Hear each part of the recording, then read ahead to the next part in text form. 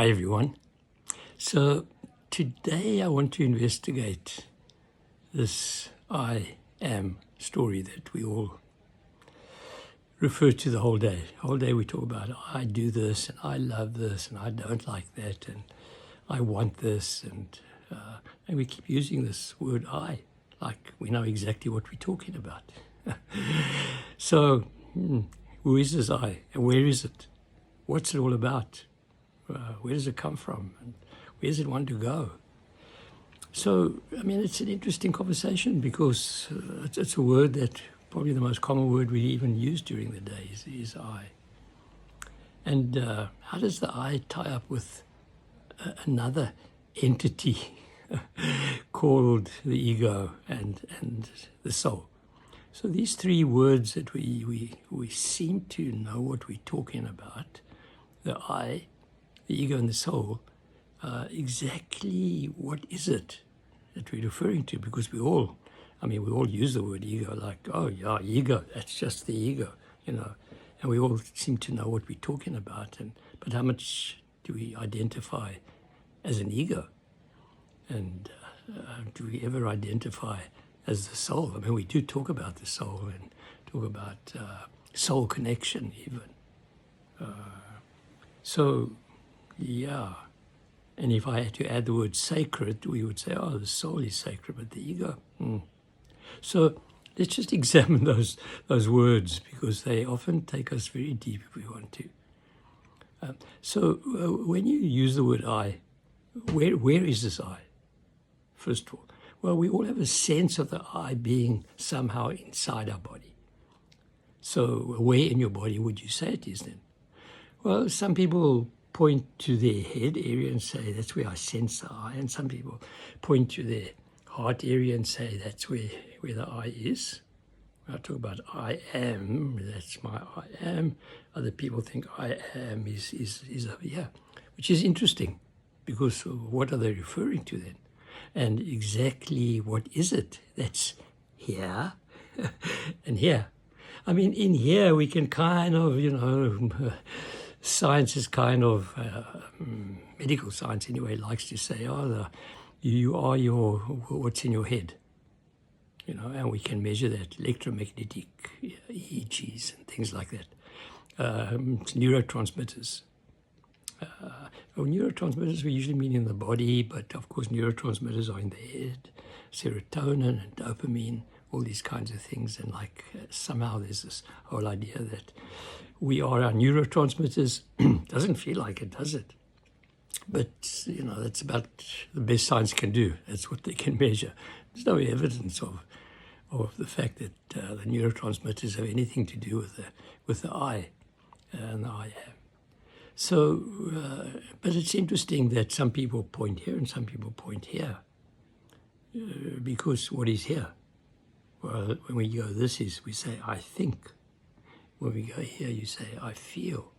So clearly, when we're using the word I, and we're using it in relationship to the head, well, then we're using it in relationship to thinking. So the thinking mind is creating this vortex of I-ness. But remember, thinking is kind of always comparative. We tend to think in terms of right and wrong, and that's the way the thinking mind tends to work. Very linear, very logistic, very scientific. And that I that's sitting up here then tends to be very, when we use the word ego, the ego really is much more to do with the thinking mind. Thinking right and wrong and judgmental, narrow-minded, racist even. Remember, the ego is self-centered and narrow-minded, and because of that it tends to be racist. People who say my religion is the right one, everybody else's is wrong, well, that's coming from comparison, and comparison is coming from the thinking mind, and the thinking mind is therefore also is racist and believes only that its own thinking is right, so its religion is the right one, it's the way it eats is the right one. Ketogenic diet is right, and must have a low carbohydrate diet, and other people talk about Mediterranean diet. So these are all thinking minds manipulation, very narrow-minded, very clear on its points of views. Points of views are just points of views. Philosophies are just philosophies, and they're all head-driven. But that's ego. All these comparisons and driven by the thinking mind.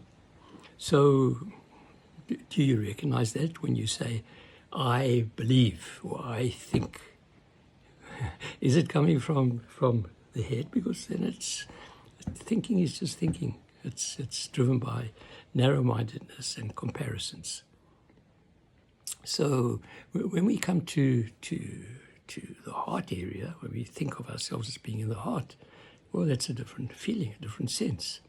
And that's why you put your hand on your head when you actually put your hand on your heart when you're saying, I really feel you.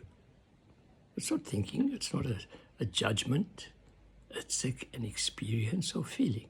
I feel you. When we talk about love, well, that can be difficult because you can say, put your hand over your heart and say, I love you. Or is it just an intellectual thing? And you know the word definition of love and you're coming from that place, I love you. That's often judgmental. If you can really talk about love from the heart area, it tends to be non-judgmental and almost unconditional. If it's conditional love, that means there's thinking involved, and that means that it's a little bit ego-driven. So we need to start to slowly get a sense of these aspects of ourself and what it is we're talking about when we use the word I, ego, or I, soul. Soul is different. Soul is expansive. Soul is non-judgmental. Ego is always separation. My view is the right one.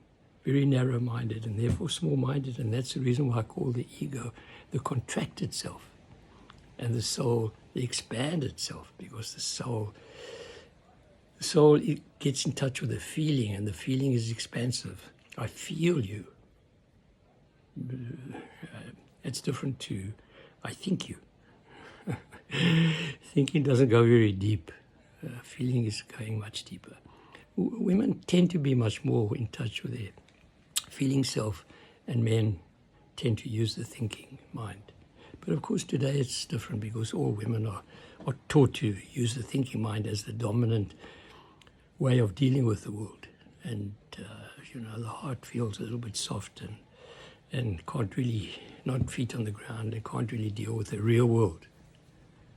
Well, if you're coming from up here, thinking mind has its place, but it's always, the thinking mind, when it's driven by ego, because the thinking mind can also be used by the soul, but that's different. So these are aspects of who we are, thinking, emotions, feeling, and we need to slowly bring it up into a cohesive story that touches much more into reality. So be careful when you talk about my view is, or, that's tending to be narrow-minded and dogmatic if you're holding on to that point of view. That's why I say points of views are only points of views. And the more points of views, the better the view. People don't like that, because they think that their point of view is right. And that the more points of view create confusion. It doesn't work for me. I love more points of views because they open up territory. They open up spaces. But then that's much more soul. Soul is expansive. It doesn't have a point of view. It's non-judgmental. It doesn't have a point of view. It's not right and wrong. It's listening, incorporating what it's hearing into its being, and see how that feels. And if it feels coherent and appropriate, it responds to that. It doesn't react. Ego reacts. Ego is defensive. It's closed-minded. It's contracted. And it's constantly right and wrong and building up barriers.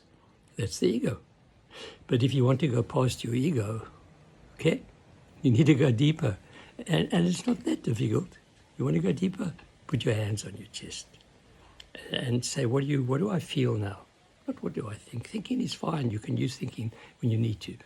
But if you want to get in touch with the soul forces, then put your hands over your heart and think about the situation from that place. See, you can even think, yeah. Then thinking is different because you're going into your feeling self and you're allowing thinking to be part of that dance. Then thinking and feeling are brother and sister when it comes from the space of here. But the thinking mind is too powerful when you go into thinking. It doesn't like to be anything to do with the feeling side. It says it's subjective, as if thinking is objective and feeling is subjective. Thinking is also subjective. Okay, have a good day and keep working on those areas. Keep working on the various energetics in your body and yourself, and see when you use the word I, try and go down here and see what that experience is like. Have a good day.